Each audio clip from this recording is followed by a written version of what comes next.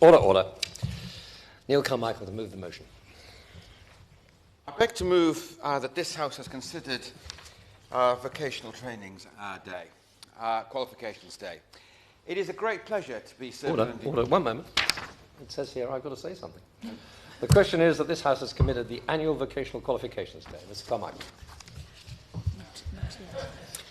We're operating a new system, so there is some confusion, not just at my side, but obviously elsewhere.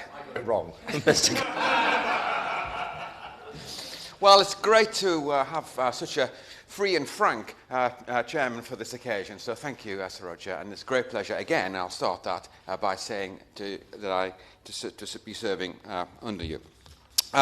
This is a really critical day because it's actually celebrating the success of young people, and that's what we really want to do, not just each annual day that we have, but also throughout the year, because it is that success that young people need, and it's the success that our society needs, and it's the success that our economy needs. And I think it's worth emphasising that vocational qualifications are something which we should celebrate for everybody at every level. That is an essential underpinning of this speech that I shall be making, and I hope the debate that we will have. The second thing, of course, is we really want to see equal value between vocational qualifications and academic qualifications. That's an essential part of this whole debate about our education system and about the way in which our young people and everybody else, including those who go into new careers at the tail end of their lives, will want to experience. And of course, this is the third year that we've had the Vocational Qualifications Day. The eighth. So that just demonstrates continuity, success, and I think it also underlines the very strong feeling that we have about this whole subject. Now, I think there are several key messages that we have to promote. The first is that we do need to raise the status of technical and practical vocational learning. That's what we really have to do. We have to make sure that people see that as a direction of travel for their careers, their aspirations, their hopes. The second thing that we really need to do is demonstrate and celebrate the fact that everybody of all ages, both genders, and wherever they come from, can be part of the vocational training qualifications world. And of course, we want to make sure that there's a sense of parity between vocational studies and educational studies of the academic type. Parity is important because that leads to esteem which is equal and benefits those of all sides. Certainly I will. Would you agree with me that he's absolutely right that parity is of the essence, but isn't there a real dark cloud over us all in FE, in vocational qualifications, because there is no red line round FE spending? And we need the resources, as well as the ambition, as well as the high priority. We need the resources to invest in further education. Mr. Carmichael. Thank you very much for that intervention. Of course, we need resources, but of course, a good FE college is adaptable enough, flexible enough to really find those resources where appropriate. Now, I'll be going on to the experiences of my own college, Stroud College, which is now merged with Filton College and created a really very exciting range of opportunities for young people and has really lifted the reputation of FE in my community and also provided some fabulous opportunities for young people. So it is not just ring fencing, it is actually freeing up colleges to benefit from the opportunities that they can find. Hey, Green. I'm grateful to the Honourable Member. I'm sorry I can't stay for the whole debate, but I'm very pleased that he's brought it forward for discussion this afternoon. He's right that colleges like the excellent Trafford College in my constituency can do very imaginative things to draw in new resources and form new partnerships. But wouldn't he agree with me that we should take the opportunity to press the Minister today on the impact of a 24% funding cut that has been suffered by further education? Mr. Carmichael. Well, thank you very much for that intervention. The Minister will have actually heard that as well. He is noting it. And I think that obviously all areas of education have an interest in fair funding and more funding. but there is a cake and we have to slice it up in a sensible way, and that's a debate we'll be having throughout this Parliament. May I congratulate the member for bringing this very important debate forward, but press him further on this issue of funding, because although further education colleges are in the vanguard for this, they have had to suffer, in addition to the cut that my honourable friend mentioned back in February, an in-year cut of £450 million in the post-16 funding and another £450 million cut in FE and HE funding. In-year retrospective, which they haven't planned for. So however brilliant they are, these are challenging times for vocational education. Mr. Carmichael. Well, thank you very much for that intervention, also for the appreciation of my success in getting this debate. I think the key point is really the one I made earlier on to the Honourable Member for Huddersfield. You know, there are opportunities for FE colleges to really develop some interesting, novel ideas, working with business, working in their communities, to actually get funding from other sources than the ones you are talking about. And I think that's what we should be thinking about, and I will be articulating more thoughts about that when I progress through my speech. Yeah? My honourable friend for giving way and join in the support for the debate that is secured today. I hear what other honourable members are saying with regards to funding in further education, but would he agree with me that the government's commitment in this area is clear to see when you see the funding that's been put there for apprenticeships and the success that the government has had in increasing the numbers of people who are securing apprenticeships in our communities? Neil Carmichael. Thank you very much for that intervention, because I think it makes a very good point. The first thing is, of course, we have already created 2.2 million apprenticeships in the last 5 years, and we plan to create a further 3 million in the next 5 years. So that is 5.2 million, and that is a fabulous contribution to the success of our economy. But above all, the achievements for the people involved by having those apprenticeships. So that is absolutely right. Intervene again, but Barry Sherman. It would be wrong, because he and I, the usual suspects in this excellent debate, all know each other and we all know the background. But can I just say very briefly, will he not be sucked into this, what was the coalition government's mantra, and it was a fig leaf. Look what we're doing with apprenticeships. Now, a lot of those apprenticeships were short-term, 1 year, less, and didn't lead to a qualification. On the other hand, FE actually delivers real skills and costs more money. But that's a real choice. Neil Carmichael. Well, thank you very much. I am a firm proponent and supporter of the FE sector. I've been a governor of 2 or 3 colleges, and I have worked really hard for the success of all of those colleges. So you can be sure that anything that happens about the FE sector, I'll be there fighting its corner. So, in short, what we are hoping to do, and really should be doing, is celebrating achievement and actually also promoting aspiration through vocational qualifications. And I think that is a good strapline for this debate. So, our purpose is essentially to enable people to fulfil their lives. That's actually a really important thing in my political sort of structure, really. What I want to see is the ability of people from all walks of life, all places, to be able to fulfill their lives. And that is through satisfying and rewarding work, which actually comes from good vocational training and qualifications in many, many ways. It's also to make sure that we can create an economy which is full of opportunity, responsive and modern. And I think that is completely in line with vocational qualifications and all of the framework around them. And thirdly, we've got to make sure that our economy actually has the skills that it needs, the appropriate pools of skills in all of the big sectors. For instance, in engineering, we will still need 83,000 new engineers each year to keep the show on the road. And many of those engineers will be individuals with vocational qualifications. But it's not just engineering, it's the world of construction as well, which is just as thirsty for these kind of qualifications. And so that is an essential part of this debate. So we need to have an education system which is adaptive, responsive, and aware of the changing framework, both in the world of work and also in our society as a whole. Because both of those things have really changed.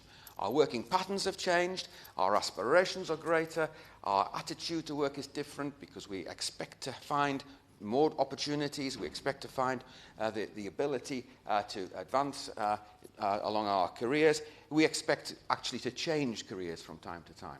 So that is a difference. And of course that's reflected in our society too, where we really want to have our families in situations where they are going to be able to develop their careers. I'll certainly give way.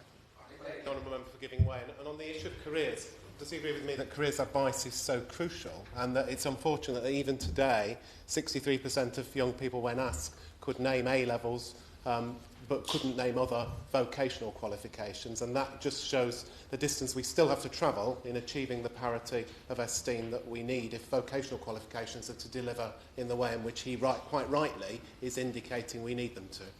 Neil Carmichael.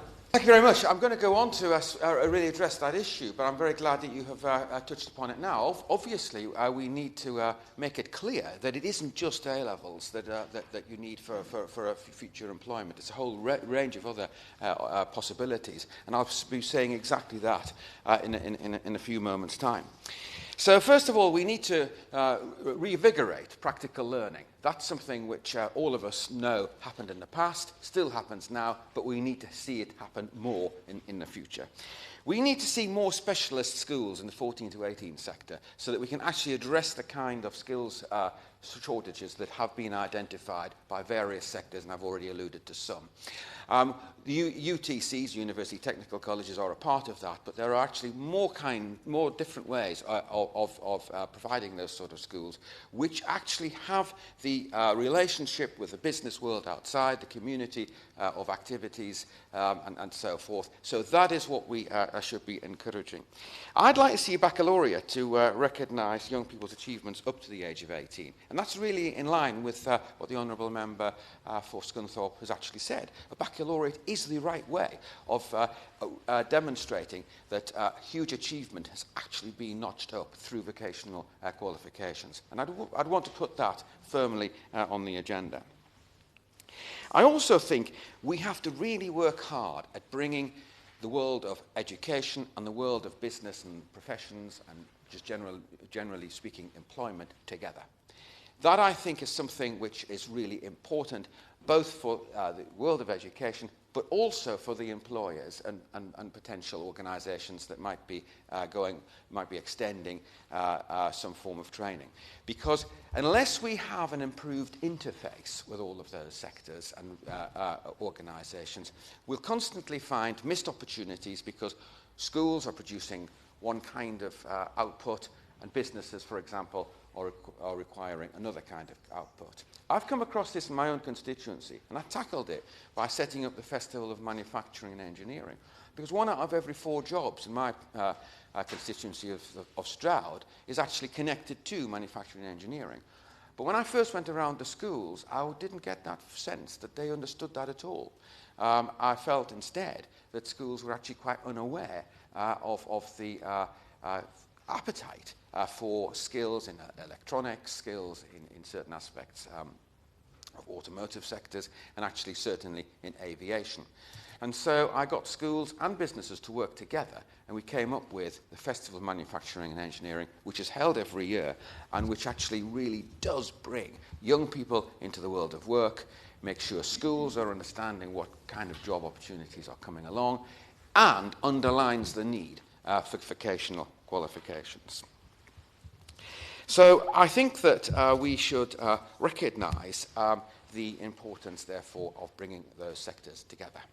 Now, we've talked a little bit about further education, and I just really want to underline its importance, because, of course, we've got 3 million students which are being equipped with very valuable employment skills right now.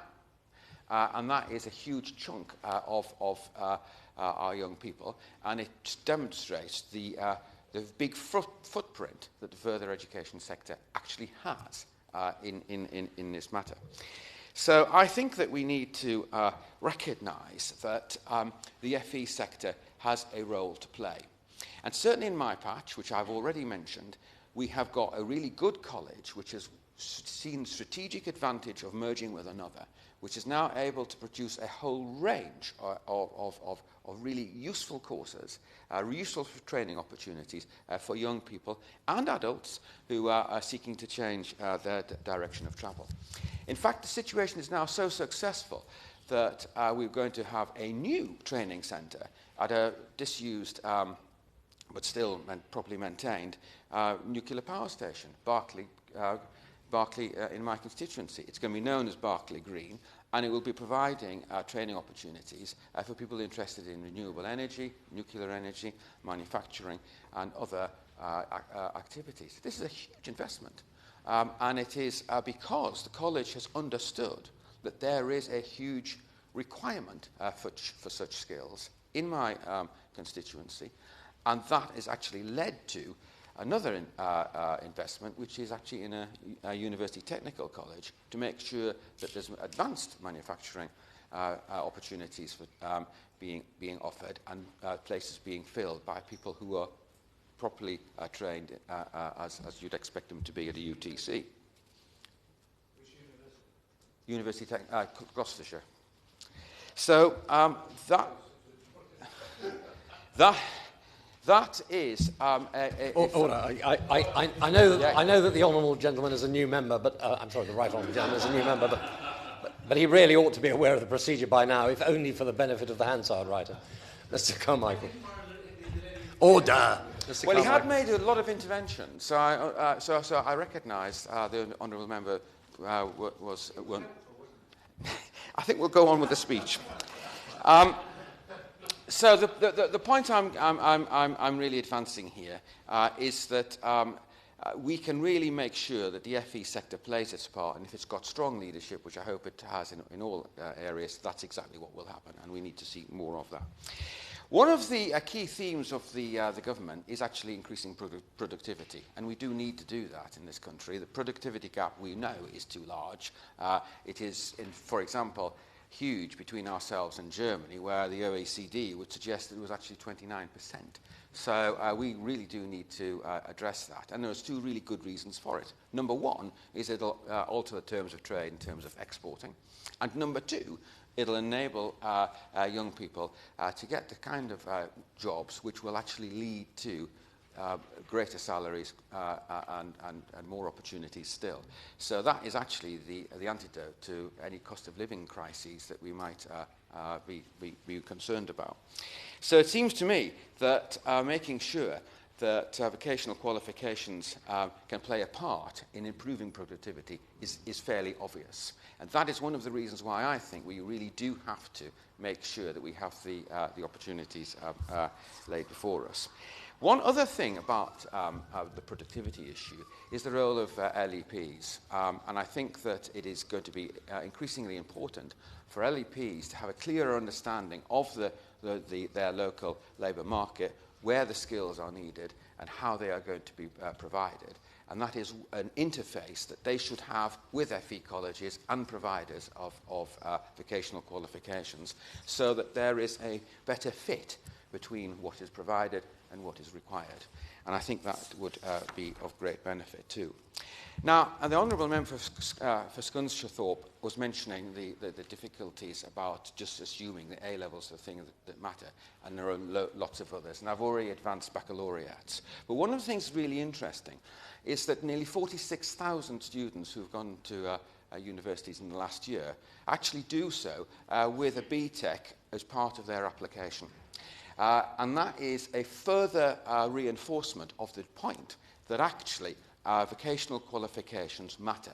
And the important thing also is that a large number of these students have actually also managed to persuade employers to pay a large part, if not all, of the student fees, precisely because they are doing either a course which is including vocational training, vocational qualifications, or have already done a course with vocational qualifications as an underpinning, and therefore the value to that student and the potential employer is all the greater.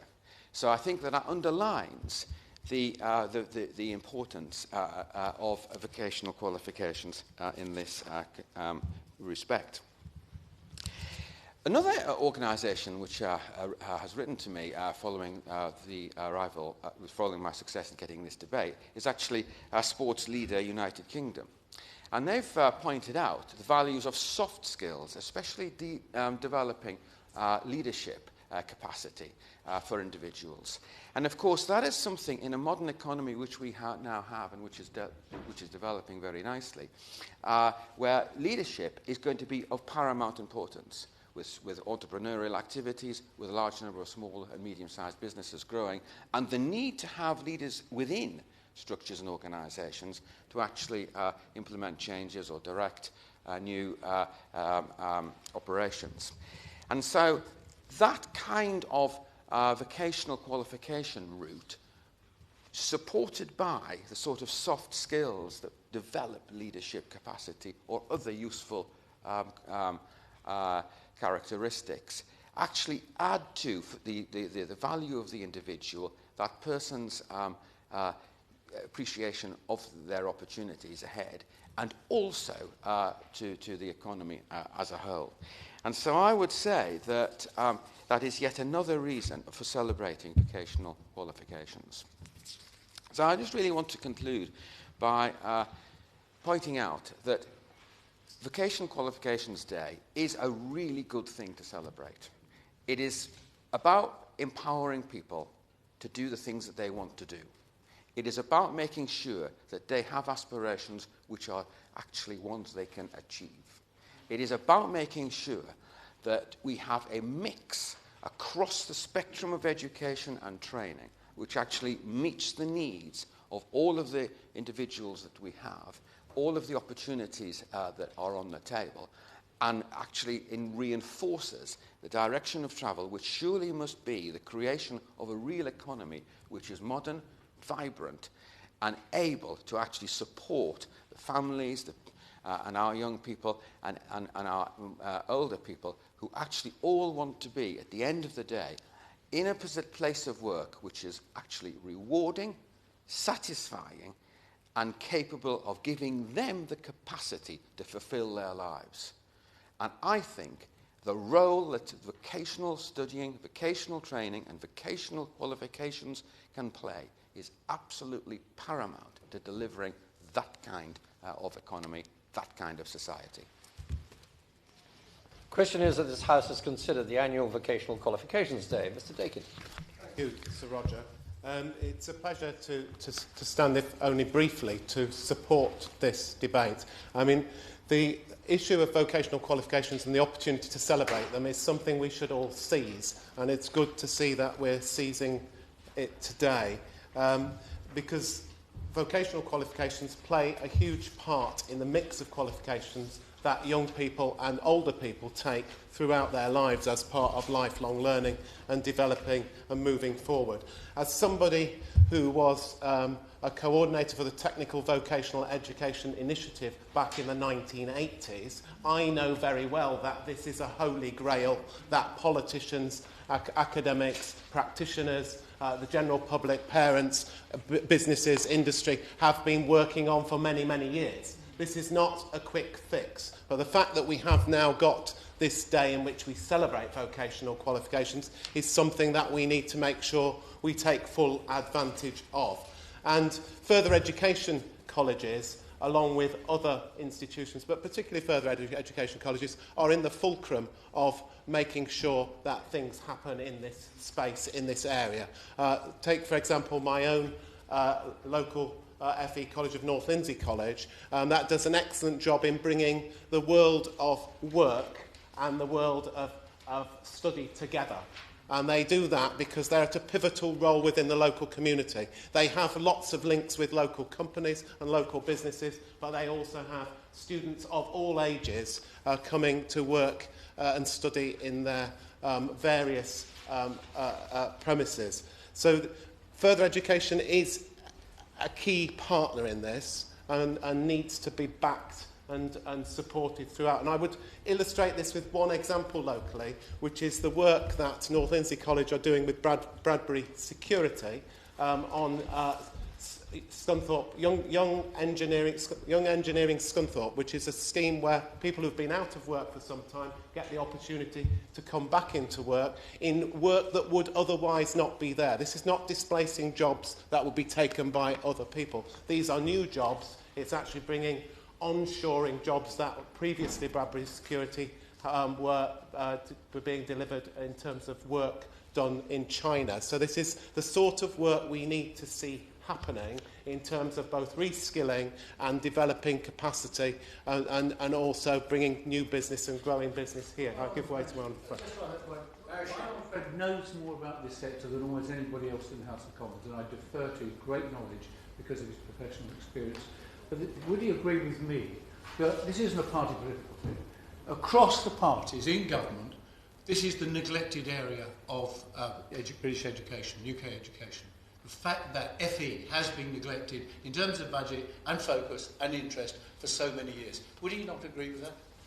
Dick Dakin. I think my honourable friend is right that this has been a Cinderella area of education and training, and one of the what why I very much applaud the Vocational Qualifications Day is it's a real effort to rebalance what we are saying out there and what is being said back to us. So it's very important that we seize that with both hands.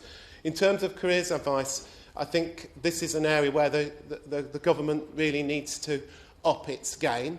Obviously, we have a new careers and enterprise company in place, but it's not very clear exactly. The Minister might tell us it is crystal clear what it's doing. It's not very clear to me exactly what it's doing or how it's moving forward to address the current deficit that means that whereas 63% of young people can name A-levels, only 7% of pupils were able to name apprenticeships as a post-GCSE qualification, and only 26% of pupils were able to name NVQs. And despite the plug that my honourable friend across the way gave for BTECs, only 19% of pupils were able to name BTECs. And I speak as somebody who was a principal of a college who very much expanded the BTEC curriculum within that college because it acts as a very good bridge between the academic and the vocational. You've got this applied learning, which is the sort of bridge you need in order for people to develop and move on into both vocational pathways and academic pathways in the way in which the member for Stroud said. I'm grateful to my honourable friend. He's right to highlight the importance of careers advice in raising the awareness of young people to alternative education and qualification routes. Would he also like to say something about what can be done better to inform parents? Because parents are influential on their children's choices, and many parents assume that only a university education is suitable and the best option for their children.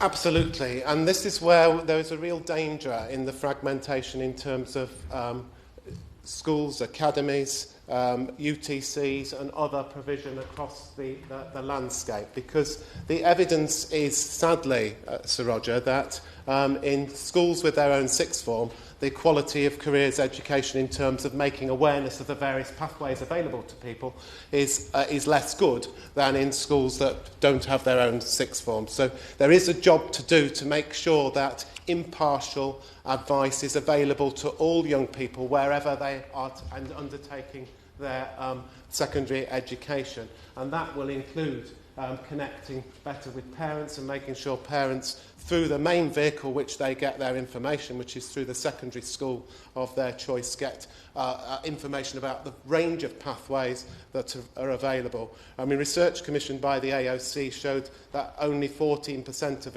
11 to 16-year-olds had actually heard of apprenticeships, for example, and that's just not good enough. That's evidence that we all collectively need to up our game. And I'd like to pick up the honourable members for Stroud's reference to LEPs, because I do think local enterprise partnerships are well placed to maximise the value of careers education locally. They seem to be the other player in the mix that's got a good connection with the world of work and a good connection with the world of education, and are in an opportune place to bring those things together. And given that LEPs are now becoming more mature, as organisations. It does seem to me that any opportunity to allow LEPs to take more leadership in the role of careers, information, advice and guidance would probably be benefit to the young people in their area. And indeed, I would commend the Humber LEP for the work that it's done on promoting gold standard awards for the quality of careers information, advice and guidance in the Humber area. I think that's an example of good practice. It is disappointing, Sir Roger, that the adult skills budget, because vocational qualifications aren't just for young people, they're for older people, and particularly as we move forward and people throughout life, very many people will lose one job and have to be retrained into another job, and particularly as people are living longer, that is likely to be a challenge of older people as well as younger people. So it's disappointing that the adult skills budget was cut by 24% back in February 2015, as my honourable friend indicated earlier, and it's equally disappointing that we've just had announced last week a further cut of 450 million in the non-schools budget and 450 million in the FE-HE part of the BIS budget. These will put real challenges and pressures, particularly when you have retrospective funding cuts. I know, as a principal who's led a college, that you set your stall out and you've got your plans in place, and then if halfway through the year you're told, well, you need to save some more money, that is actually quite difficult, even for the best run organisation. So I have real concerns about the impact on what we all want to happen, which is better vocational education, better pathways for young people, better understanding and better support for older people being retrained. That accidentally we might be achieving the opposite of that. I know that the Minister is somebody who's passionately committed to making sure this works, and I'm sure it won't be him that's made these decisions about decreases in funding in an area to benefit the bit of the world that he champions, and I'm sure he will take away from this debate the desire to bat even harder in private for the people that we want to deliver so well for us in public, which is the young people themselves coming through into the workplace, but also older people needing the retraining, both of which vocational qualifications are a key underpin of creating those bridges and platforms into the future. Thank you, Sir Roger. Mariah Miller. Thank you, Sir Roger, and it's a great pleasure to serve under your chairmanship this afternoon in what proves to be a very interesting debate. And a great pleasure to follow the Honourable Member for Scunthorpe. And he's absolutely right that the awareness of FE qualifications, I think, is one of the key challenges that we have, something that I'll go on to in my contribution to this afternoon's debate. But it's not just awareness, is it? It's also about attitudes too. And I think that's got to be part of the key to finding the solution here. Sir Roger, clearly, we do need to congratulate our honourable friend, the Member for Stroud, for securing the debate today and for giving us all the opportunity to recognise this, the 8th Vocational Qualification Day, and also perhaps to recognise the organisers of the day, because it always takes a great deal of organisation to ensure that something such as this has the longevity that it does. And I think my honourable friend really put his finger on it when he started to talk about productivity. I believe, Sir Roger, that is one of the biggest challenges that we have in this government, to make sure that Britain can be fighting fit for an increasingly competitive global marketplace. Yesterday in the other chamber, honourable and right honourable members may well be discussing the future of the EU, but I'm sure there are many members who would agree with me in saying that we should be looking beyond the EU to the trade deals that we can be doing with other countries to make sure that we can secure the future of the United Kingdom. And certainly productivity and making sure that we are as competitive as any other country in the world will be one of the biggest challenges we face. And whilst the investment that the government is clearly making into infrastructure such as high street broadband and infrastructure such as our railways and our roads are all very important indeed. The key to productivity is skills and making sure that our workforce is the most skilled that it can be, and that every single citizen is able to contribute to the best of their ability, and that we can therefore be a successful nation. So I congratulate my honourable friend on securing the debate, and I look forward to hearing other members' contributions. Of course.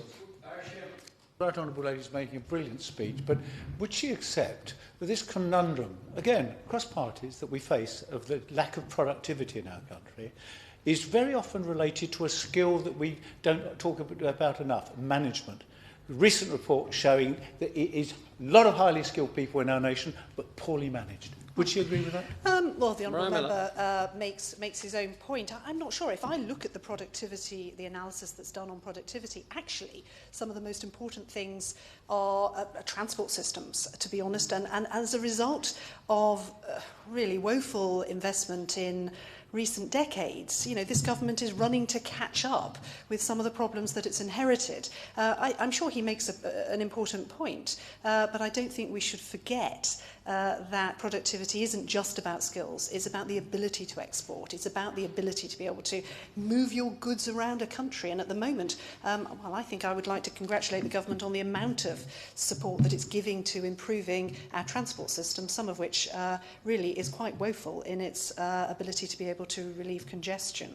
But we shouldn't forget that productivity is not simply a UK problem. It is a problem of all mature markets. Therefore, we can beat ourselves up, but perhaps not too much. Just before I move on to my own comments, I wanted to pick on something that my honourable friend talked about with regards to the Festival of Manufacturing and Engineering in his own constituency, an idea which I think all of us will want to emulate. What a great idea to highlight to young people the real job opportunities that are available in their own community, and the importance of vocational qualifications in securing that sort of job. A fascinating idea and something which I'm sure we'll all want to look at in more detail. Sir Roger, my constituency Basingstoke really understands further education primarily as a result of incredibly strong leadership in FE at our Basingstoke College of Technology, and I've had the privilege of introducing Anthony Bravo, who's the principal of that college, to my right honourable friend, the minister who's sitting on the front bench, honourable friend who's sitting on the front bench, who was extremely generous with his time discussing some of the ideas that we have for FE, particularly apprenticeships in Basingstoke. And it is that strong leadership which I think business responds very well to indeed. And we've been able to engage businesses in Basingstoke in further education, in valuing the role of further education, particularly apprenticeships, in a way which I'm very impressed by. And I would also like to pick up on the point of the role of local enterprise partnerships in providing that leadership as well. We are fortunate in my constituency to have, I believe, one of the best LEPs in the country, the M3 Local Enterprise Partnership, who have put in place a special management position to look at apprenticeships and how we can maximise them in our area, because they are so critical to our business growth. Sir Roger, I wanted to make three very short observations, which I'd be interested in the Minister's response to, in terms of the future of vocational education and how we can make it even more vibrant in the future. And the first of those observations was actually something touched upon by the Honourable Member for Stretford and Urmston in her intervention earlier on. But I would say it's this: the importance of supporting a very positive attitude towards vocational qualifications and making sure that schools and parents, as has already been mentioned, understand the role that those qualifications can play in their children's educational career. Sir Roger, both of my grandfathers were toolroom workers. there was no other way of working your way up the ladder, goodness me, 60, 70 years ago, without embracing the idea of apprenticeships. And that, for my family, was a huge way of moving forward. We talk about social mobility today. Apprenticeships were critical, I believe, to families like mine in the Black Country all those years ago. And I think in the drive for increasing university participation, which I've been incredibly fortunate to be part of, one of the first people in my family to go to university, and the London School of Economics was a fabulous university to go to and set me up for life. But I think in that drive for university participation, we've in many ways marginalised the sort of further education that my grandfather's generation so valued. And I would really urge the Minister perhaps today to share with us how he anticipates the government working with schools, but working with parents as well, to encourage them to understand how vocational qualifications can fit their children with the right skills for life, and indeed can continue to help retrain all of us as we face a working career of 1, 2, 3 different careers, as it becomes the case that all of us work for much longer. So, Roger, the second point I would make is the importance of building business into a vocational educational approach. I believe the reason why we've been so successful in Basingstoke at driving forward with apprenticeships has been the links with local businesses. And my local college has taken this to such a degree now that they're actually developing a work-based university centre to deliver degree-level apprenticeships in digital, engineering and construction industries, with an employer advisory board, including the likes of Sony and AWE, all of course who are local employers in my constituency. I realise I'm fortunate to be to represent one of the top 10 centres of employment in the southeast. Many of these household names are our local employers. And I'd just like to applaud the work that Anthony Bravo is doing on this apprenticeship level, degree level apprenticeship, because it is that sort of development that can help build the credentials of further education in a very positive way. And then the third point I'd make perhaps to the Minister in this debate today, and it's picking up on some of the funding concerns that other honourable members have made today. I do think that there is a point to be made that, you know, if we want to encourage people to see further education as being a viable option for them, they do need to have the confidence that the funding is there. Although on a slightly different note, he will remember the conversation that he had with me and the principal from my college around the funding issues of apprenticeships particularly. And I hope that he's been able to make some progress in removing some of the uncertainty that was certainly creating some delays in expanding the number of apprenticeships that we talked about when we met. So, Roger, just in conclusion, I believe education is all about fulfilling the potential of every citizen in this country. It's the reason I became a Member of Parliament, and it's the reason I'm fascinated by this whole area. Vocational qualifications have a huge part to play in getting young people onto a career ladder and helping all of us stay on a lifelong programme of employment. We do face a productivity gap in this country, and we need to address that head on. And whilst infrastructure investment and better ways of trading with other nations are important, skills are central. I think the Minister knows this. I think we have an effective champion in government in the Minister who is here to respond to the debate today, and I look forward to hearing his thoughts. Mr. White. Thank you very much, Sir Roger. It's a pleasure to serve under your chairmanship and follow your excellent honourable member for Basingstoke's excellent speech. Sorry, I was expecting the honourable member for Huddersfield to stand up just then to speak. I would also like to congratulate my honourable friend for holding this and securing this important debate and for raising the profile in Parliament of vocational education. I can't claim to be, have been a principal for a college, but I do claim to have studied a BTEC OND in engineering, and I think they're probably as rare as hen's teeth in this particular place.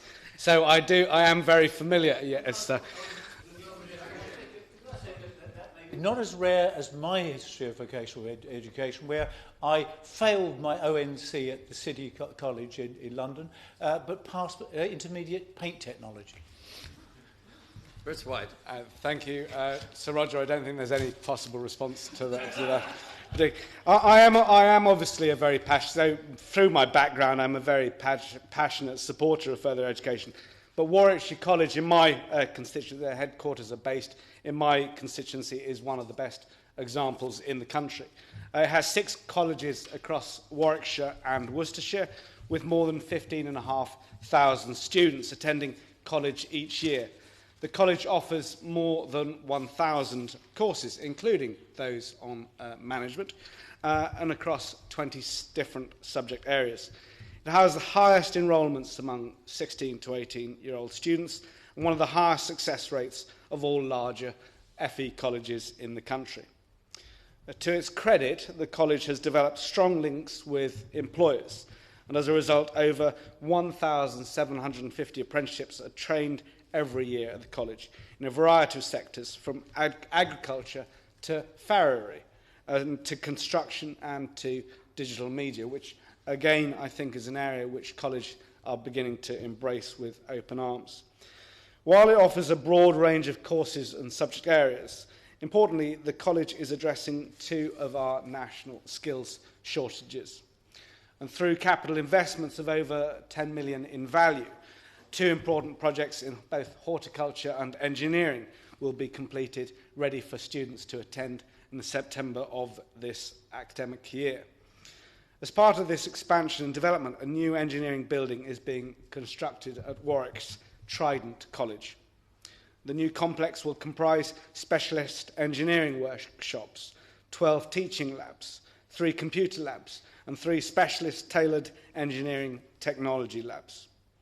The aim is to create the capacity to meet demand for an additional 285 advanced and 253 higher apprenticeships in the manufacturing, mechanical, electrical, electronic, automotive and product creation sectors, something that this country and skills we desperately need. There are some fantastic achievements to note in terms of the number of students who progress directly into higher education, although this isn't the absolute essential goal. To mention just a few: agriculture 95%, construction 94%, computing and IT an astonishing 99%. But I believe that something we must do as parliamentarians is to discourage the perception that further education is a second-tier choice, only there if one's first preference has not been achieved. In fact, FE is quite the reverse. Many students are now seeing the benefits of practical and vocational education, which provides them with the skills and real-life work experience they need to get on. I believe the links with business are key to the FE sector. Businesses can recruit from colleges, but they can also help colleges, financially and practically, to tailor their courses to the needs of their businesses and to the wider workforce. For example, for the last 18 months, they have been involved in the Trailblazer Apprenticeship Scheme, allowing employers, in this case Jaguar Land Rover, to partner with the institution to reform apprenticeship frameworks and ensure they are the best training for future employees. In engineering, the college already has links with over 40 SMEs, with an aim to increase to 65. Nationally, support from government is essential. The government has done a great deal over the last 5 years to invest in vocational education. 2 million apprenticeships were started during the last Parliament, and I fully support the aim to deliver 3 million apprenticeships by 2020. Businesses can also support vocational education. As I've mentioned, encouraging businesses to join forces and partner with colleges and other FE providers benefits all concerned. So, Roger, I believe we must work hard to ensure that vocational education contribution to the economy is more widely acknowledged, and also to ensure that there is appropriate recognition for vocational education. I believe we must commit to working towards parity of esteem between vocational and academic qualifications. We can do this by continuing to raise the standards and promoting the benefits of vocational education. Thank you, Roger, and it's certainly a pleasure to see you in the chair for this, one of the early debates that we're holding in Westminster Hall this session. I certainly would like to add my congratulations to those of other members, to my honourable friend, the member for Stroud, for having secured this interesting and really important debate to celebrate the occasion of National Vocational Qualifications Day. Romsey in Southampton North is actually quite unusual in that within the state sector there is no 16 to 18 provision within the constituency, which means all of those in the 16 to 18 age range are effectively exported out of my constituency. Sometimes that is seen as a negative, but I actually regard it as something of a benefit in the fact that it gives me the opportunity to work with a whole range of college principals, albeit those slightly on the edge of my constituency and in places like Eastleigh, where I'm an advisory governor of the FE College in the constituency of my honourable friend. For many years, I've been invited to Eastleigh College annually to present the awards at their apprenticeship celebration event. And I think that's exactly the sort of initiative that we want to see rolled out everywhere, so that we're celebrating not just the apprentices and their achievements, but also the achievements of the employers who have taken the plunge and taken on apprentices. And there are many, many employers who arrive annually having been nominated by their own apprentices for the brilliant experience that they are giving to young people across the Hampshire area. So Roger, we want to see more vocational qualifications and indeed more high quality apprenticeships, and I think that's a crucial part of it, that apprenticeships when delivered must give that quality training that our young people deserve.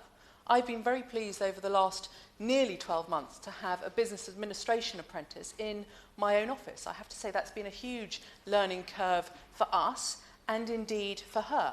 I hope that she has benefited from the experience. I guess we will know that when at the end of it, hopefully, she will get a very good certificate and something that she will be able to take on maybe to future employers, but potentially also to university. I think we have a responsibility, though, to practice what we preach. And that was one of the reasons why I took on an apprentice. But the thing that struck me about the provision from Eastleigh College is that they were determined to promote it, and also for the employer, and I think this is so important, crucially important, to make it as easy as possible for the employer. Sometimes there are far too many barriers, many of them perceptions rather than reality. The Honourable Gentleman. And she's absolutely right that taking on an apprentice, as I've taken on 2 apprentices so far since in this current role, that it helps educate us as employers on the challenges for employers in taking on this responsibility. But it is hugely rewarding, but it is important that we celebrate the role of employers in this as well as everybody else. I thank the Honourable Gentleman for that intervention. He's absolutely right. It's great for us, it's great for them, and in fact it's great for the economy and everybody else. I have long held that that first rung on the employment ladder is the hardest, which is why vocational qualifications are so crucially important.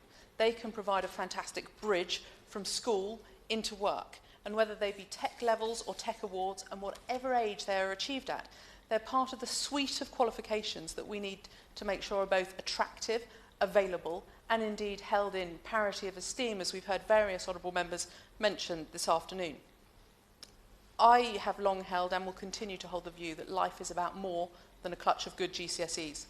It's about acquiring the necessary life skills needed to make the transition to the world of work. My honourable friend, the member for Stroud, mentioned the soft skills that can be obtained from all sorts of different work experience, vocational qualifications, whether it be in retail, in catering. Certainly he used the example of in sport. But what they can also do is provide confidence building skills, which are so important for young people who too often have just had the experience of the classroom and lack the interaction that they will need in later life in order to go on and play a constructive role in the world of work. Southampton has some great vocational qualification providers, whether it is the City College in the constituency of my honourable friend, the member for Southampton Itchen, or CETA, the Southampton Engineering Training Association, which I enjoyed visiting last summer for their annual presentation and celebration evening. There are hundreds of courses for thousands of students which all provide obvious and successful routes into work. And I would like to highlight particularly Southampton City College, who make much of the fact that their young people who are undertaking vocational qualifications will very often go on to be the self-employed. And then there'll be the small business owners employing other people.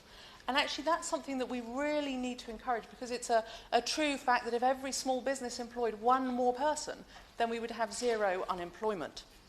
But referring back to CETA, I think one of the really crucial parts of it, when it comes to vocational qualifications, there were 70 young men receiving their engineering qualifications that evening, and one girl.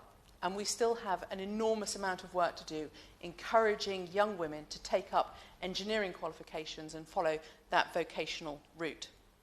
And just like annually, we celebrate those results in our local papers across the country of GCSE Results Day and A-Level Results Day, and we see the young people with their brilliant achievements and their fantastic certificates. We have to make sure that there is also the opportunity for those with vocational qualifications to be celebrated just as vehemently and with such vigour. And it's great to see the website of the Edge Foundation where they're doing exactly that, but I would love to see more of that in my local paper. The Honourable Gentleman from Scunthorpe made the point about careers advice, and I think that is crucially important. Within my constituency, there are some great examples of best practice where there are opportunities to expand on career options and choices. I would highlight particularly Romsey School, which has done some brilliant work, particularly with young girls, on vocational qualifications, and they set up their own beauty studio in the school to try and get the message across that you needed science qualifications in order to follow through and go on to vocational courses in beauty and indeed hairdressing. And it was a really practical way of conveying to girls the importance of continuing with their science studies when perhaps they weren't finding them that interesting. Additionally, we have Mountbatten School just up the road from there, which has done some brilliant work linking up with local businesses. And I think that's crucial. We have to have those opportunities to bring companies into schools so that young people can see the opportunities, a whole wide range of jobs that are out there. Annually, I take part in something that Mountbatten School refers to as its Enrichment Day, which is when the poor Year 10 children have to come and do a mock interview with me. They appeared slightly horrified the first year I did it because they were used to doing it with their own teachers. But that's expanded year on year, and they now bring in the Rotary Club and eminent members of the local Chamber of Commerce. So they're actually being confronted with real live employers, going through a real interview and understanding just how tough that can be to make that important first impression. And we have to make sure that 14-year-olds are making the right decisions about their futures based on what they want, what they enjoy, what they're interested in, and not just that age-old problem of choosing to do exactly what their friends are doing. I congratulate the work of the Edge Foundation. They've done some great work establishing, celebrating and promoting VQ Day. It plays a crucial part in reinforcing the parity of esteem between academic qualifications and vocational qualifications. And in the words of the Noble Lord, Lord Baker, by 2022, 90% of the most in-demand job areas will be accessible through technical and vocational learning. That gives a very clear steer of the scale of the opportunity, and we must make sure that we grab it with both hands. I would simply conclude by saying that I've given today some local examples of best practice throughout Hampshire. There are others across the country, and we need to celebrate them, we need to promote them, and we need to make sure that they are rolled out across the country. Yeah. Liam Byrne. Thank you very much indeed, Sir Roger. It's a privilege to serve under your chairmanship, and I too want to start by congratulating the honourable member for securing this debate today. I was, of course, very disappointed to see him re-elected to this House, but I notice he is back here with an increased majority, and that is a testament to the work that he has put in his constituency, and he reminded us of some of the reasons for his re-election in this debate this afternoon with what was an excellent speech in what was an excellent debate, and I congratulate him on securing it. I too just want to add a word of praise and congratulations to the organisers of the day. And I think the wisdom of the Honourable Member for Stroud in securing the debate has been very much in evidence this afternoon when we have listened to such a wide range of excellent contribution to the debate. I think we can see right at the beginning of this Parliament that there is a great deal of interest in this field of policy. There is a shared agenda right the way across the House. in seeing this policy area move forward and grow stronger, because all of us know how important it is to our economic future. I do just, Sir Roger, want to congratulate the Minister too. I mean, I too am sort of disappointed that he's doing the job and not me, but there is no better member of his party to serve in the role in which he is serving. He has taken a huge interest in this subject. He has bothered to spend a great deal of time actually in colleges talking to students and to teachers and to principals. And I very much hope that he is going to bring and maintain and sustain that energy in the brief over the months, and I hope years ahead, because of course what this field of policy needs above anything else is some stability. And I very much hope that the Minister will be able to provide that. For my part, I will be providing him with all of the support and the scrutiny that he has enjoyed over the last year. And when he does well, he will get hymns of praise. And when he does badly, he will get a forensic verbal assault here and elsewhere. And I hope the hymns of praise very much outnumber the words of verbal assault. I want to start where the Honourable Member for Stroud started, however, because I too welcomed that rather belatedly the Chancellor has woken up to the grave productivity crisis that our country now confronts. The truth is that we have the worst productivity record in the G7. There is something like a 20% productivity gap between us and our major competitors. It's not getting better, it is getting worse. And we've just got to ask ourselves, what is it about this country today that despite the long history of genius and innovation that we have on these islands, how is it that what the rest of the G7 finishes making on a Thursday afternoon takes us until the end of Friday to get done? If we want to break out of the cost of living challenges that many families still confront, we've got to earn more as a country. And I happen to think that skills are at the absolute core of that particular problem. And so, I will in a moment. And so, I'm very much looking forward to the Chancellor putting his money where his mouth is in the budget later on in the parliamentary session, because of course it will be incompatible to set out a budget that seeks to raise UK productivity and then withdraws still further any money from the area of skills and the Minister's domain. I give way to the Honourable Lady. I'm sure he wouldn't want to imply that workers in this country don't work as hard as elsewhere. I know that's not what he's implying. But he will perhaps agree that the figures that we've got around congestion on our roads is by no way something that he can ignore when he's looking at productivity, and also the need for us to be trading more broadly as a nation. Well, I think that's absolutely right. And the Honourable Lady, however, I think very helpfully points to the fact that there is now a level of global competition which is intensifying, and if we're to rather improve our performance in trade markets where we have been losing market share over the last 4 or 5 years, we are going to have to raise our game. I think skills are at the absolute core of that, because of course there is a risk now, given the pattern of economic development that we've seen over the last 4 or 5 years, that our country is becoming a cheap labour economy. 80-85% of the jobs that have been created have been low paid, and that is a problem if we're to earn our way out of the cost of living crisis that we are trapped in. There are not necessarily the kind of column inches devoted to this that there should be. The Economist has done a good job, Nigel Nelson at The People has done a good job in highlighting this risk. But we have to look hard at the competition that we're up against. When PISA results in Shanghai are so much better than ours, when China is about to spend more on science than the whole of Europe put together, when 4 out of the top 10 global tech firms are now Asian, we can see how there is a battle for good jobs that is about to intensify over the next 10 years, and the risk is that we don't win it, but we lose it. And we are not going to beat the global competition without a much bigger and bolder plan for the skills of our country in the years ahead. It does, of course, have particular consequences not just for families, but also for young people. All of us now serve a younger generation, which is the first generation in a century which is worse off than the generation that came before it. Social mobility is in effect going into reverse. That is something that none of us can be proud of, and all of us must want to reverse. And so for young people in particular, they desperately need some breakthroughs in this policy area. And I know that this is something that the Minister is absolutely focused on like Alistair. I hope that in his remarks today, the Minister will actually use the occasion of this debate and this great day to begin telling us a bit about what should be an ambitious vision for system reform.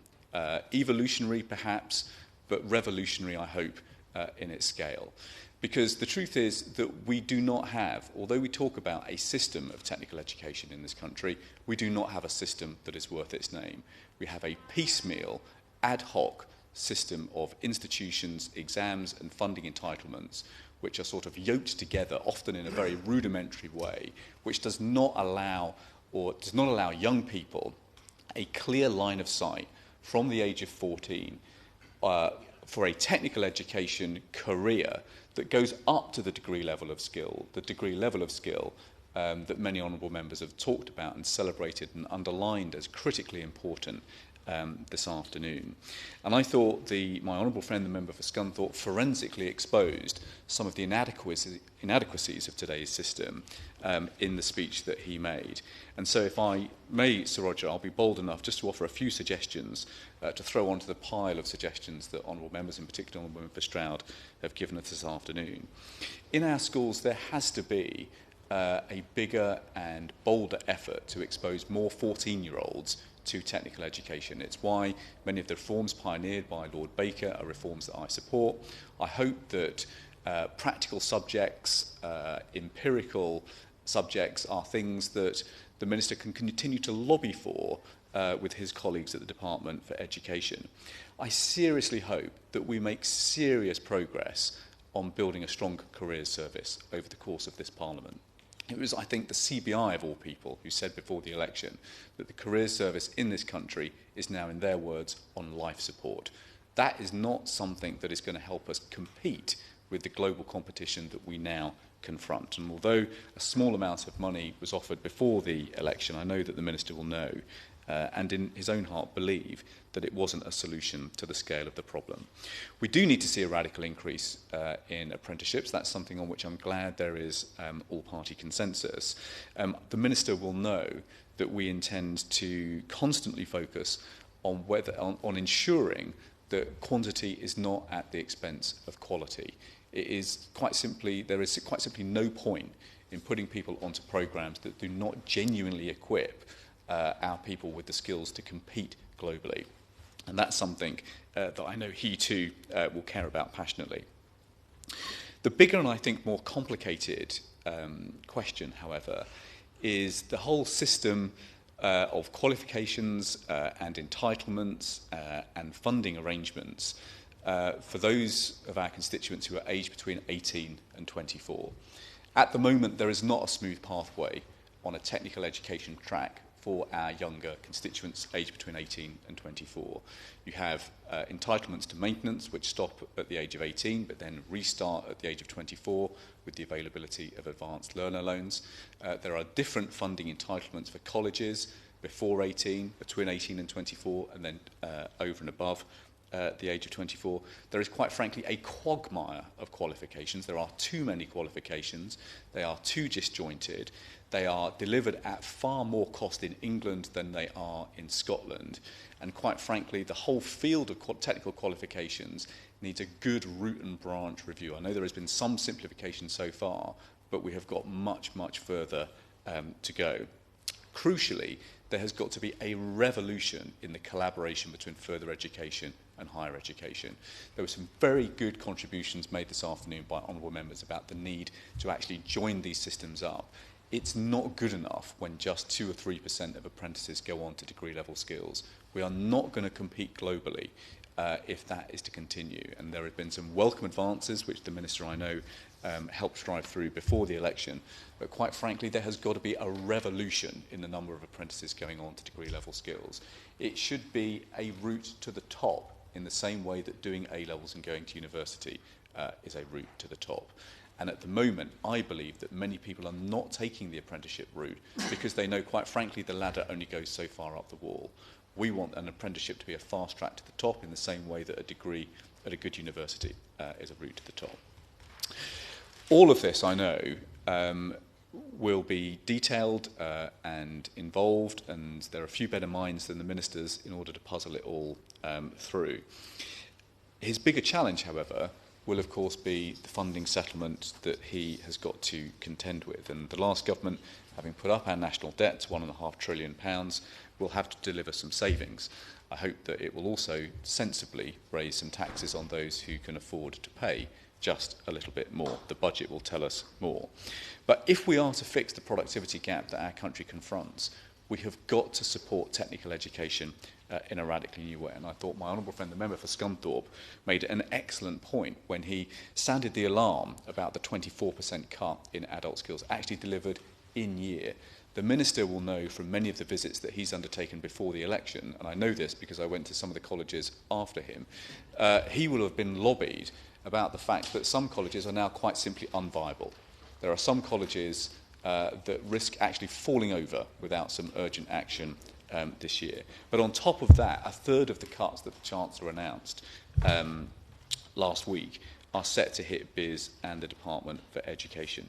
Many colleges are now already on the brink, and so the Minister will have to move fast with his colleagues at the Treasury in order to ensure that the Chancellor isn't saying on the one hand we need to fix the productivity gap, and many people in this House are saying, well, look, technical education is key to this, and on the other we're seeing colleges falling over and becoming unviable.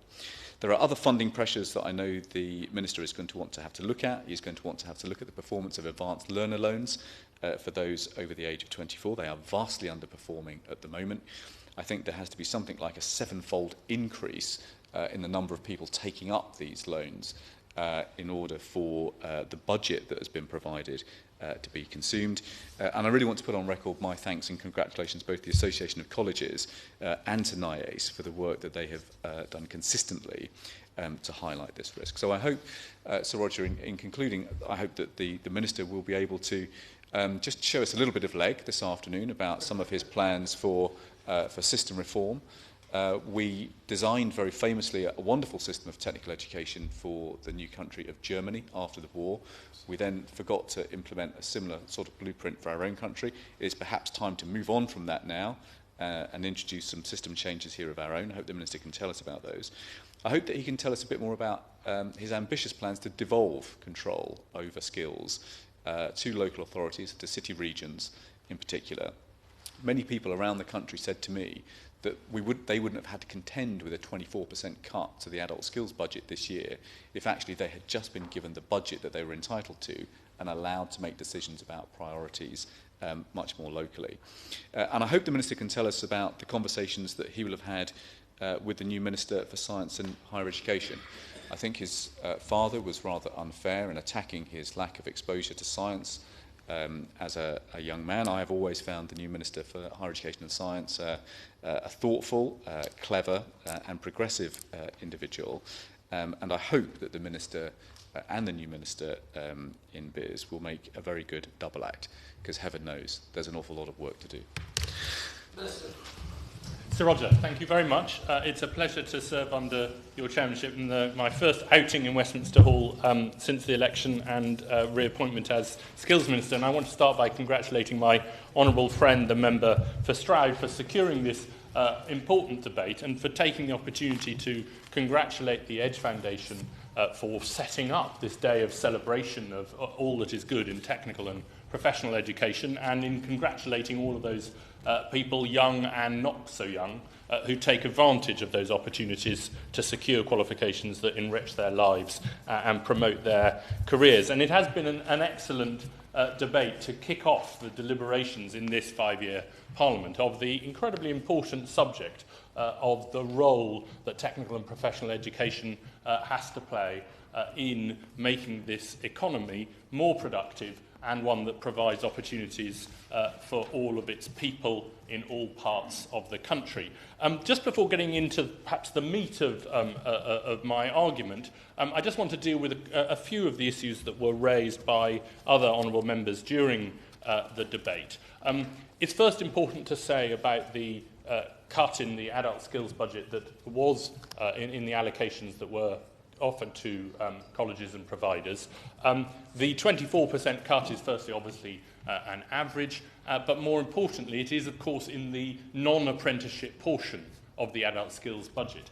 And of course it doesn't take a genius, Sir Roger, even I can work out that if you reduce the overall scale of a budget and double the size of a very important element within that budget, then you're going to have larger reductions in what is left. That is what's happened to the non-apprenticeship portion of the adult skills budget. We have reduced the overall budget and we have doubled the spending on adult apprenticeships funded out of that budget. That has necessitated rather larger cuts than is of course, the case for the whole budget. I'm happy to give way. The Minister for giving way. Does he not agree, though, that by doing that, there will be certain activities that currently are very much valued by employers, which will disappear from the offer that's available in localities? I fear that cuts often require difficult choices, and I know that colleges are all trying to make sure that those areas where they make economies are firstly, chiefly through efficiencies, and secondly are in areas that have lower value. And that's why I would also like, just following on from that, to take the opportunity to correct something that was said by the Right Honourable Member, I think, for Huddersfield, who's no longer in his place, about the value, the relative value of full-time FE courses and apprenticeships, because it is in fact not the case. I'm not for a minute suggesting that full-time FE courses don't have a positive impact. They do. But their positive impact on people's earnings between 5 and 7 years later is not as high, not nearly as high, as the positive impact of apprenticeships. We've just done one of the biggest data studies that has been undertaken by government, matching up people's education performance and their own earnings as recorded by Her Majesty's Revenue and Customs. And I think that there were almost 500,000 different individuals who were covered by this study. And it found that a level 2 apprenticeship has approximately an impact of 13% in the improvement in the earnings of the individual 5 to 7 years later, whereas a full-time level 2 has roughly 6% impact, and a level 3 it is 16% as an apprenticeship against 4% in a full-time course. So there are positive impacts from full-time courses, and of course there'll be some full-time courses, not least the BTEC undertaken by my honourable friend, which may well have a higher value, but the averages do suggest that it is sensible to do what the government has been doing, which is to shift resources out of full-time FE courses into apprenticeships, while nevertheless also continuing to invest in full-time FE. And finally, before getting to the meat of the argument, if I could also just respond to something the honourable gentleman and my neighbour for Scunthorpe said, which was about the in-year cuts to both the DFE and the BIS budgets. While I cannot go into detail, because it would be way above my pay grade to do so, he should not assume that the only way of cutting the unprotected part of the DFE budget is by cutting the funding to 16 to 19 education, including that funding that goes to FE colleges. He should also not assume that the only way of cutting the part of the BIS budget that has been subject to in-year cuts is by cutting the funding that goes to FE colleges. No doubt everybody will have to make a contribution, but he should not assume that those very large figures of cuts will fall entirely on the sectors that he so admirably represents in this House and in this debate today. Sir Roger, I wanted to take the opportunity in the time remaining to me, and I am going to allow my honourable friend a couple of minutes at the end, if I may, to sum up the debate that he has called. But just to take advantage of the fact that we are at the start of a 5-year Parliament, and we have a bit of time to think, to plan, to be strategic, and to try and build something that addresses some of the problems that have afflicted us as a country for really decades. There's been a huge amount of agreement across the House about the nature of the productivity challenge that we face as a country. I would observe that one of the reasons why we have lower productivity, which all it means is how much the value of what people are producing for every hour that they work, we have a lower level of productivity, in part because, and I'm glad to say, we do manage to find jobs for people with very low skills who themselves are less productive. And there are, of course, countries not too far from here where there are a very large number of their least productive workers are not employed by necessity. That does mean that their average productivity per hour of employment is higher. I prefer to live on this side of the channel than on the other side of the channel where that is the case. But that does not in any sense diminish the challenge to us to ensure that everybody, whether they are relatively low-skilled or relatively high-skilled, that everybody's productivity is improving so that they can command higher wages, pay higher taxes, and have better lives for themselves and their families. That, of course, is a fundamental challenge for this Parliament. And the honourable gentleman opposite was absolutely right to say that it has been a long bemoaned by members on all sides of this House the fact that we have not ever seemed to have been able to create a system of technical and professional education that commands the same level of respect, but not even just respect, actually just understanding in the country and in families and in schools and in this House as the system of academic education, which is admired all around the world. And so I think he's absolutely right to challenge the government in these early weeks to grapple with this problem in a systematic way rather than in a piecemeal way, and I certainly hope and intend to rise to that challenge. I'm going to resist the temptation, long though my legs are, to show too much of them in my response to this debate. And that's not because I am coy, because I am not naturally that coy, Sir Roger, as you may have noticed. But it's because I think that it is a little premature for me as a minister, though I have been in this post for 10 months before the election, to start rushing to judgment. I would like to hear from others, and it has been tremendously useful to hear the contributions of all of my honourable friends and honourable members opposite to the elements that they see in the system that need either to be reformed or changed or improved. But also because I want to learn from other countries. And the honourable gentleman referred to the example that we always beat ourselves over the head about, which is the German system of technical education. And he's right to say that we honourably and admirably had some part to play in creating that system. But I think it is also right to observe that it is a product of a deep culture, an economic culture, an educational culture and a social culture, which is somewhat different than our own. And we need to make sure that we are looking to learn from examples that are relevant and in a sense transferable, applicable to our own system. And there is one example I would name now, but I'm very keen to encourage other honourable members to come forward if they have better examples. But there is one example that I'm very keen to look at, and that is the Dutch example. It is an economy, I think, that is perhaps rather more similar in culture and approach to our own. It is obviously smaller, but nevertheless, it has some, I'm not sure if they would accept it, but we would see them as Anglo-Saxon features. And yet they do seem to have a better system of, as the honourable gentleman put it, as clear routes through education to high degree level qualifications. Happy to give way.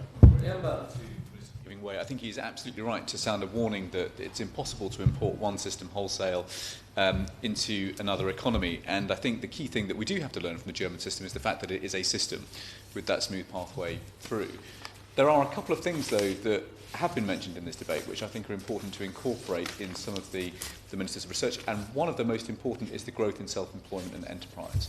There are superb colleges up and down this country, not least Sheffield College and others in the Peter Jones network, who are doing a first-class job at really encouraging an entrepreneurial revolution amongst our young people today. And that is a good example of how we can't simply import a system from a country like Germany, which does a much less good job at fostering both a culture of self-employment, skills for self-employment, and actually a yen for enterprise too.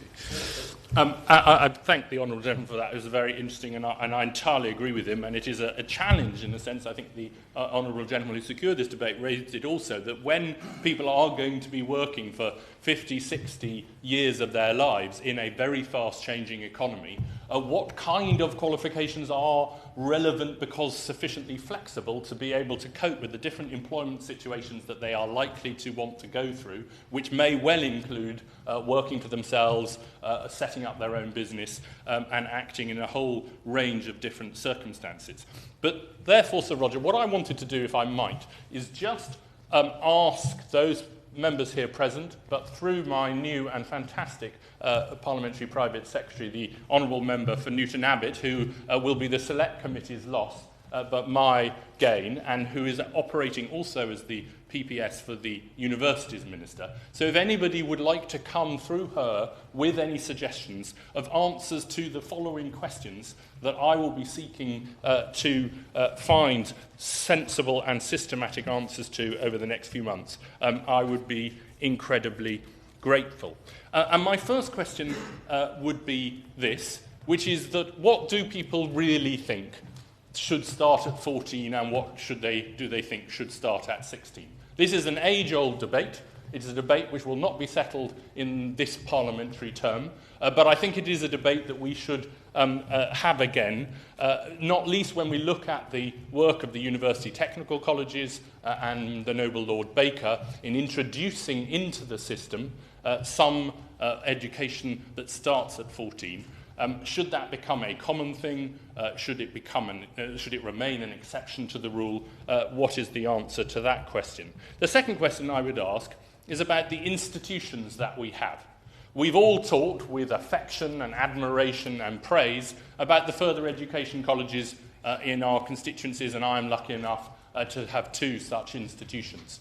But are those institutions in their current guise equipped for all of the demands that we're going to place on them, and equipped for the financial pressures that are inevitable even if we are able to maintain funding broadly at the current level? Should they specialise more? Should some of them focus more on higher level skills and others focus more on the training for people who have not received an adequate education at school? What institutions do we need? What institutions have we got? And how can we get from one to the other? And then I guess that leads on to a natural question, which is who should be making those decisions? Should it be the Minister in his Whitehall office with the help and guidance of the Skills Funding Agency? Or should it be local economic partnerships? Or should it be combined authorities on the Greater Manchester Northern Powerhouse model? Who is properly placed with a sufficient understanding of the local economy to be able to decide what institutions are needed locally to meet all of the full range of needs of the young people locally, but also of the employers locally?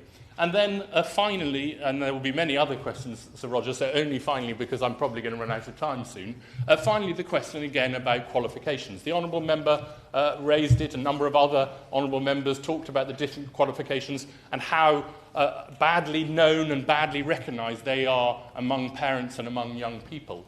Do we have the right set of qualifications?